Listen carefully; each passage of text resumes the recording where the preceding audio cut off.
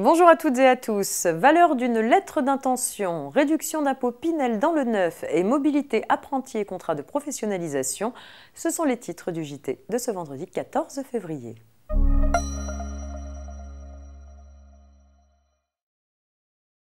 On s'intéresse à la valeur d'une lettre d'intention pour commencer.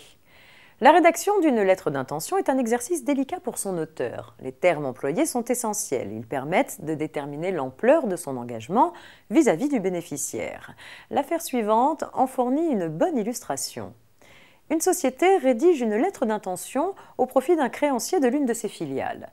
Plus précisément, elle s'engage dans ce document à faire en sorte qu'aucun créancier n'encourt de perte du fait des engagements avec ses filiales et à faire le nécessaire afin que sa filiale respecte ses engagements et dispose d'une trésorerie suffisante à cet effet. La filiale ayant été placée en liquidation judiciaire, sa banque invoque la lettre d'intention et réclame des dommages et intérêts à la société mère. La société mère refuse. Elle prétend avoir souscrit une simple obligation de moyens. Elle justifie avoir fait tout son possible pour favoriser l'activité de cette filiale, surveiller son bon fonctionnement et lui apporter la trésorerie nécessaire.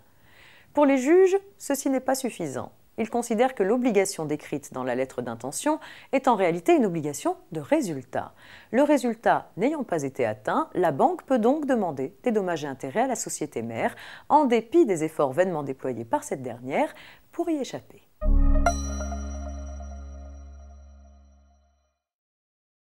Réduction d'impôt Pinel dans le neuf à présent. Les particuliers qui acquièrent ou font construire un logement neuf destiné à la location dans le secteur intermédiaire avant le 31 décembre 2021 peuvent sous certaines conditions bénéficier de la réduction d'impôt Pinel. Pour les investissements réalisés entre le 1er janvier et le 31 décembre 2021, cet avantage fiscal ne s'appliquera plus dans l'habitat individuel. Par ailleurs, à titre expérimental, pour les acquisitions de logements réalisés en Bretagne, au plus tard à partir du 1er juillet 2020, la réduction Pinel s'appliquera dans les communes marquées par une tension élevée du marché locatif, dont la liste sera fixée par le préfet de région. Celui-ci fixera également par arrêté les plafonds de loyer et de ressources du locataire à respecter.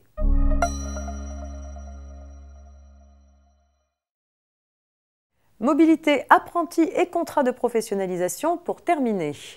La loi Avenir professionnel du 5 septembre 2018 a complété le mécanisme de mobilité internationale des apprentis en l'ouvrant expressément sur les pays hors Union européenne.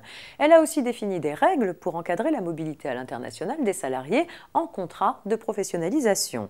Ce dispositif permet de faire exécuter à l'étranger pour une durée maximale de 1 an toute ou partie d'un contrat de professionnalisation ou une partie de la formation d'un apprenti. Pour que cela puisse se faire, une convention multipartite doit être signée et certaines formalités sont à respecter. Un décret paru à l'automne 2019 a précisé le contenu de ces conventions et les formalités à suivre. Restait à définir les modèles de convention. C'est désormais chose faite par 2 arrêtés publiés au Journal officiel du 31 janvier 2020. C'est la fin de cette semaine de JT préparée par la rédaction de la Revue Fiduciaire. Très bon week-end et on se retrouve dès lundi.